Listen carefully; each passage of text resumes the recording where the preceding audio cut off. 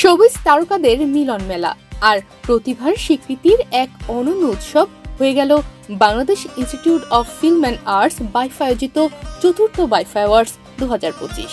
16 মে শুক্রবার চীনমৈত্রী সম্মেলন কেন্দ্রের হল অফ ফেমে অনুষ্ঠিত এই জমকালো আয়োজনটি যেন হয়ে উঠেছিল রঙিন তারকাদের মহা সম্মেলন। এবারও চলচ্চিত্র, নাটক, মিউজিক ও মিউজিক ভিডিও ইন্ডাস্ট্রির 50 জনেরও বেশি গুণী শিল্পী ও কলাকুশলী পেলেন সম্মাননা।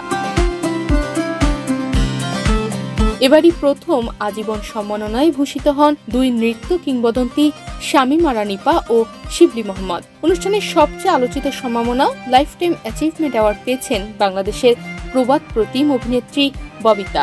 সেরা গায়ক হয়েছেন ইমরান মাহমুদুল আর সেরা গায়িকা হয়েছেন কণা। সেরা অভিনেতা হয়েছেন জনপ্রিয় তরুণ তারকা সিয়াম আহমেদ আর সেরা অভিনেত্রী হয়েছেন পরিমণি। চলচ্চিত্র বিভাগে সেরা পরিচালক হিসেবে পুরস্কৃত হয়েছেন চয়নিকা চৌধুরী। মঞ্চ মাতিয়েছেন একঝাঁক জনপ্রিয় তারকা। ছিল জমকালো ফ্যাশন শো, আবৃত্তি এবং নাচের চমৎকার পরিবেশনা।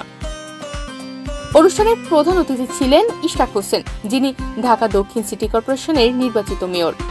এবং আমি আশা রাখবো যে আমাদের জেনারেশন যারা রয়েছে বা তারও পরবর্তী জেনারেশন যারা রয়েছে, আমরা আমাদের যারা লেজেন্ডরা যারা রয়েছে, ওনাদের মতো যারা শিল্পীরা যারা আমাদের হেরিটেজ, আমাদের কালচারকে বিল্ড আপ করার জন্য এই পর্যন্ত নিয়ে এসেছে, তাদেরকে আমরা অত্যন্ত গভীর শ্রদ্ধা করে তাদের কর্ম এবং তাদের যে শিল্প সেটিকে আমরা মূল্যায়ন করব, সেখান থেকে ভালো কিছু শেখার চেষ্টা করব এবং সেখান থেকে অনুপ্রেরণা নিয়ে নতুন শিল্পীরা আরো গড়ে উঠবে সেই আশা ব্যক্ত করছি। উদ্বোধক হিসেবে উপস্থিত ছিলেন মোহাম্মদ এজাজ, যিনি ঢাকা উত্তর সিটি কর্পোরেশনের প্রশাসক হিসেবে নিয়োজিত আছেন। বিশেষ অতিথিদের তালিকায় উপস্থিত ছিলেন নতুন ধারা গ্রুপের ব্যবস্থাপনা পরিচালক ডক্টর মোহাম্মদ সাদিউজ্জামান, বিএফডিসি এর ব্যবস্থাপনা পরিচালক মাসুমা রহমান তানি এবং ইটিভির chairman Abdus Salam. By far chairman এবং নতুন ধারা গ্রুপের উপব্যবস্থাপনা পরিচালক বেরিনা আক্তার অনুষ্ঠানে বলেন, BAIFA institute of film and arts BAIFA কিন্তু একটা ইনস্টিটিউশনাল অ্যাওয়ার্ডে পরিণত হবে এরপর, এবং ইনশাআল্লাহ ফ্রম নেক্সট ইয়ার আমরা একাডেমিক অ্যাওয়ার্ড দেওয়া স্টার্ট করব। আর বাইফা ইনস্টিটিউটের কার্যক্রম এই বছরই শুরু হবে, খুব ঈদের হয়তোবা ঈদের পরেই আমরা বাইফা ইনস্টিটিউশনে এনরোলমেন্টের জন্য ফর্ম ছাড়বো। বাইফার পঞ্চম আসরটাকে এখন তো চলতেছে, পঞ্চম আসরটাকে আরও উপরের দিকে উপরে লেভেল নিয়ে যাবে।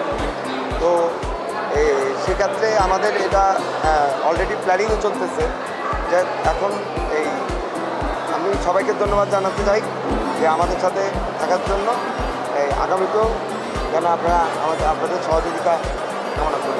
বাইফা অ্যাওয়ার্ড 2025 এটি শুধু এক রাতের উৎসব নয়, এটি শিল্পের প্রতি ভালোবাসা আর শিল্পীদের প্রতি সম্মানের এক উজ্জ্বল বার্তা।